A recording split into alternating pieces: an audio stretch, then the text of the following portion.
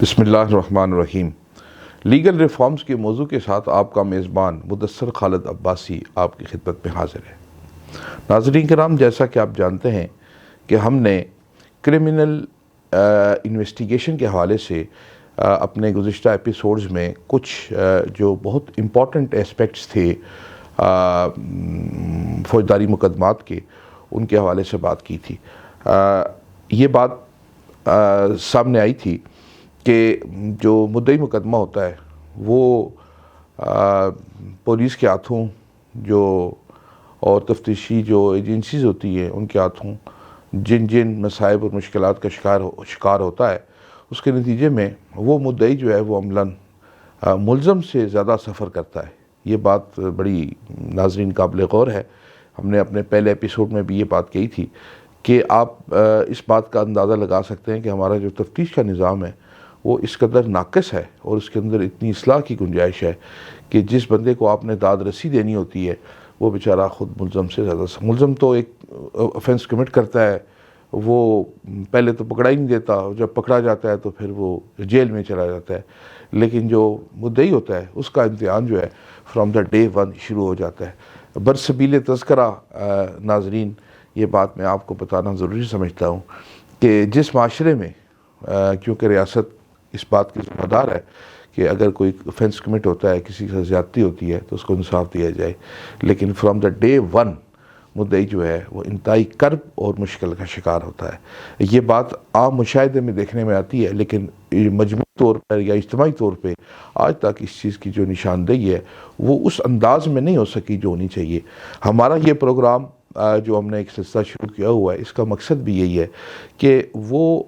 وقوع ایک ہوتا ہے، ایک آدمی کے ساتھ ہوتا ہے اور زندگی میں ایک آدھ یا دو دفعہ ہوتا ہے، لیکن یہ جو روز مختلف لوگوں کے ساتھ مختلف وقوع ہوتے ہیں فوجداری، اور ان کے ساتھ جو مدعی جو ہوتا ہے وہ جس طریقے سے سفر کرتا ہے، تو میں یہ سمجھتا ہوں کہ یہ اوورآل ایک امپریشن، یہ ایک امپیکٹ، یہ ایک تاثر جو کہ حقیقت پہ مبنی ہے بن گیا ہے کہ ریاست جو ہے وہ تفتیش کے حوالے سے اور کرمنل جسٹس سسٹم کی جو بنیاد ہے، جو اس کی پہلی اینٹ ہے، وہ جیسا کہ آپ جانتے ہیں کہ تفتیش ہے اس سلسلے میں وہ کوئی فعال کردار ادا نہیں کرتی، اور اس کا نتیجہ کیا ہوتا ہے یہ بھی ہم نے اپنے گزشتہ جو پروگرامز تھے ان کے اندر اس بات کو تفصیل کے ساتھ ڈسکس بھی کیا تھا۔ ناظرین کرام، براہ راست ہم اپنے موضوع پہ آتے ہیں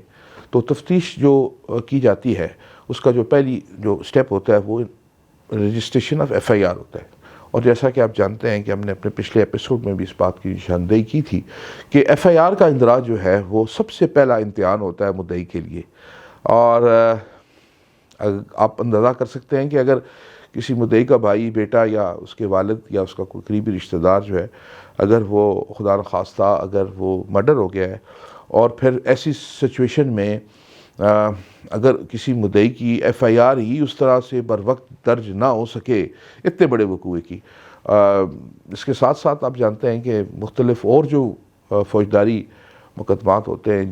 مثلا اگر کسی کے یہاں ڈکیتی ہو گئی ہے، کسی کے یہاں چوری ہو گئی ہے، کسی کی گاڑی چوری ہو گئی ہے، کسی کے ساتھ اور اگر کوئی لڑائی جھگڑا ہو گیا ہے، تو ایف آئی آر کا اندراج جو ہے وہ بائی اٹ سیلف ایک بہت بڑا، ایک میں سمجھتا ہوں کہ عملی طور پہ ایک بہت بڑا آبسٹیکل ہے جو مدعی کو جو ہے وہ عبور کرنا پڑتا ہے۔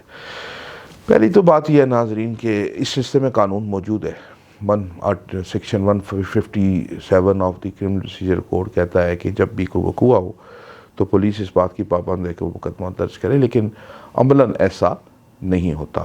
تو پہلی اور بنیادی بات تو یہ ہے کہ یہ کام ہماری انتظامیہ کا ہے۔ یہ وہ لوگ جو پولیس کو، جن کی ذمہ داری ہے کہ وہ پولیس کو سپروائز کریں اور پولیس کو مانیٹر کریں، ظاہر ہے وہ ہمارے جو لوگ جو حکمران ہیں یا جو لوگ اس تفتیش کے ساتھ یا پولیس کے محکمے کے ساتھ جو وزارت ہے یا جو بھی حکومت ہے، یہ اس کا بنیادی، اور ریاست بلکہ میں کہوں گا کہ اس کا بنیادی فرض ہے کہ وہ اس بات کو یقینی بنائے کہ اگر کوئی وقوع ہو جائے، اچھا اس میں اگر قانون موجود ہے تو قانون، اور جتنے مرضی آپ قانون بنا لیں، لیکن اس وقت تک مسئلہ حل نہیں ہوگا جب تک کہ حکومت اس بات میں سنجیدہ نہ ہو کہ اس قانون پر عمل درآمد کروانا ہے۔ اب وہ عمل درآمد جو ہے، جیسا کہ میں نے اپنے پچھلے ایپیسوڈ میں بھی کہا تھا کہ جب ایک وقوع ہو جائے تو محض اطلاع دی جانی ضروری ہے. ابھی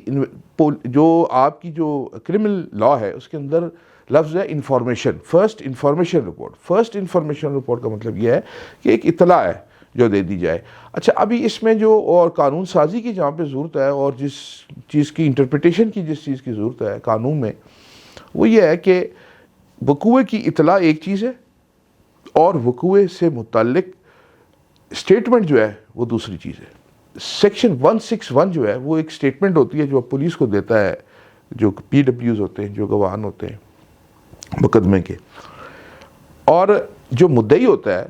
وہ جب ایف آئی آر درج کرواتا ہے تو وہ پھر ایک درخواست لکھتا ہے اور اس کو کہتے ہیں استغاثہ، یعنی کمپلینٹ. وہی کمپلینٹ جو ہے وہ سبسیکوینٹلی کنورٹ ہوتی ہے انٹو فرسٹ انفارمیشن رپورٹ. ابھی اس کی جو فرسٹ انفارمیشن رپورٹ ہے اس کے اندر، یعنی یا استغاثہ کے اندر، اور جو بعد میں وہ اسٹیٹمنٹ دیتا ہے 161 کی، مدعی یا گواہان جو اسٹیٹمنٹ دیتے ہیں یا جو عدالت میں جا کے اسٹیٹمنٹ دی جاتی ہے، اگر ان کے اندر کوئی تضاد ہوگا تو اس کا فائدہ جو ہے وہ ملزم کو دیا جاتا ہے. حقیقت ناظرین اکرام یہ ہے کہ جب کوئی وقوع کمٹ ہوتا ہے تو اس وقت جو وقوع کا جو مدعی ہے، یعنی اگر کسی کا بیٹا فوت ہوا ہے تو اس کے والد، یا اگر کسی کا والد فوت ہوا ہے تو اس کا جو بیٹا ہے، یا کسی کا بھائی اگر مرڈر ہوا ہے، تو آپ مجھے بتائیے کہ کیا وہ مدعی اس وقت کیا ذہنی طور پہ وہ اس اسٹیٹ آف مائنڈ میں ہوتا ہے کہ وہ آپ کو وہ ساری تفصیلات جو ہے وہ ایکوریٹ طریقے کے ساتھ جو ہے بیان کرے؟ ایسا ممکن نہیں ہے، یعنی it is humanly not possible. لیکن اس چیز کو کاؤنٹر کرنے کے لیے ضروری ہے کہ وقوع ایف آئی آر کا جو اندراج ہے وہ صرف وقوع کے ہونے کی اطلاع ہو. اس کے لیے اگر کوئی قانون سازی کی ضرورت ہے وہ بھی ہونی چاہیے. اور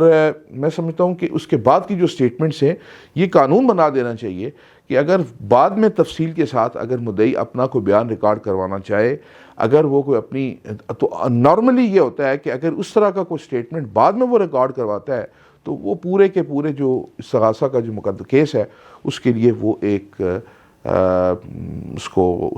اس کے لیے فیٹل تصور کیا جاتا ہے. اس کے علاوہ ناظرین کرام، نہ صرف ایف آئی آر کا اندراج بلکہ اگر کوئی زخمی ہوتا ہے اس میں، یا کوئی خدا نخواستہ کوئی فوت ہو جاتا ہے، قتل ہو جاتا ہے، تو اس کے بعد جب اس کا میڈیکل ایویڈنس کروانے کے لیے جو ہے نا وہ اسپتال میں یا ڈاکٹرز کے پاس اپروچ کیا، جب کوئی ایگریو بندہ پہنچتا ہے تو وہاں پر بھی اسے بہت سارے مسائل اور مشکلات کا سامنا کرنا پڑتا ہے. اگین مدعی کے لیے یہ دوسرا امتحان ہوتا ہے کہ جب وہ ہاسپٹل جاتا ہے تو پھر وہ جو میڈیکل رپورٹس کی تیاری جو ہے اس میں بھی اسے خاصی بھاگ دوڑ کرنی پڑتی ہے. ایک بات. اس کے علاوہ ناظرین کرام، بات یہاں ختم نہیں ہوتی، بلکہ وہی مدعی اور وہ ایگریوڈ پرسن جو ہے وہ بیچارے کے پیچھے پولیس لگی ہوتی ہے کہ جی ہمیں کوئی اسلحہ دیں، کوئی بندوق دیں اور کوئی پستول دیں جو ہم ملزم پہ جو ہے نا وہ ریکوری پلانٹ کریں. اس کے بعد جب یہ مرحلہ طے ہو جاتا ہے تو پھر کہا جاتا ہے جی کہ اب وہاں سے کوئی جو ہم نے خول برآمد کیے ہیں یا جو وہ اسلحہ ہے اس کو ہم نے ایک فرانزک سائنس لیبارٹری میں بھیجنا ہے، اس کا بندوبست کیا جائے. پھر وہاں پہ جو مختلف مراحل ہیں وہ جو آپ جانتے ہیں کہ جس طریقے سے پولیس ہمارے مدعی کو ڈیل کرتی ہے، وہ سارے مراحل سے پھر اسے گزرنا پڑتا ہے. تو ناظرین کرام، یہ ایک انتہائی افسوسناک اور انتہائی میں سمجھتا ہوں کہ ایک کربناک قسم کا ایک پہلو ہے ہماری اس کرمنل جسٹس سسٹم کا، تفتیش کے یہ جو مراحل سے جس طرح سے ایک مدعی کو یا ایک مضروب یا ایک ایگریوڈ پرسن کو جو ہے وہ گزرنا پڑتا ہے. خیر، اس سلسلے میں سمجھتا ہوں کہ میں قانون سازی کے ساتھ ساتھ میں اپنی اس بات کو ریپیٹ کرتا ہوں کہ سخت ضرورت ہے اس بات کی کہ پولیس کی جو ٹریننگ ہے، پولیس کی جو سلیکشن ہے اور پولیس کا جو کنڈکٹ ہے اور اس کی جو پروفیشنل اپروچ ہے اس کو ری اسٹرکچر کیا جانا بہت انتہائی ضروری ہے. اور اگر ایسا نہیں کیا جائے گا تو میں سمجھتا ہوں کہ پھر ان کیپیبلٹیز کے ساتھ، ان کوالیفیکیشنز کے ساتھ، اس ٹریننگ کے ساتھ اگر آپ یہ ایکسپیکٹ کریں گے کہ کوئی تفتیش جو ہے وہ پولیس کرے گی اور پھر اس کے نتیجے میں فیئر ٹرائل ہوگا، تو آئی ڈونٹ تھنک یہ ممکن ہے. اس کے لیے ہمیں بہت ڈراسٹک قسم کی جو ہے وہ سٹیپس لینا پڑیں گے، اور اگر ایسا نہ کیا گیا تو میں سمجھتا ہوں کہ پھر جس طریقے کے ساتھ عام آدمی کا اعتماد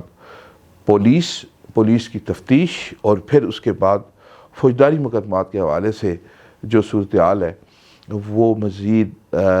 بدتر ہوتی چلی جائے گی، اور پھر اس کے جو نتائج ہیں وہ آپ کے سامنے ہیں کہ آج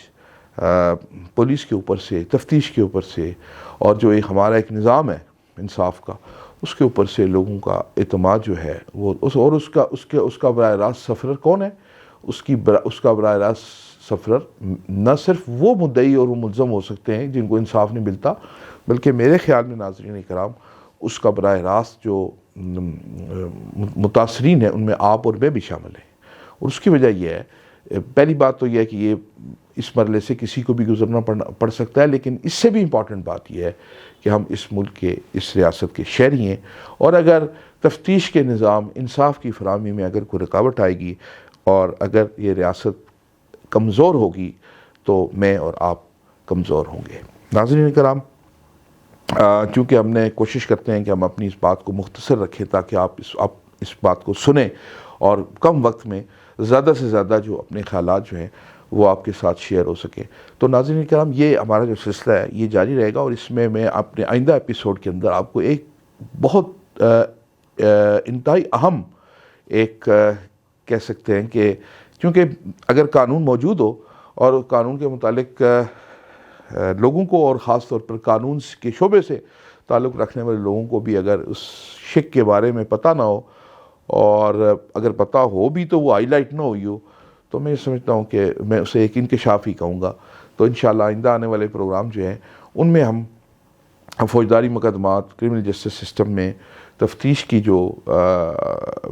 کی بہتری، اور اس کے اندر اس کی جو مختلف اور دیگر پہلو ہیں اس پر انشاءاللہ تفصیل کے ساتھ بات کریں گے. تب تک کے لیے آپ سے اجازت چاہتا ہوں. خدا حافظ.